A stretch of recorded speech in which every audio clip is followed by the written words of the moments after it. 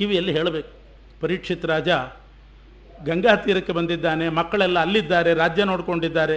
ಬಂದಂಥ ಋಷಿಗಳಿಗೆ ಪ್ರಾರ್ಥನೆ ಮಾಡಿದ, ನೀವು ಗಾಯತ ವಿಷ್ಣುಗಾಥಾಹ, ಏನಾದರೂ ಇಂಥ ಸೂಕ್ತ ದೇವರ ನಾಮಗಳನ್ನು ಕೀರ್ತನೆ ಮಾಡ್ತಾ ಇರ್ರಿ.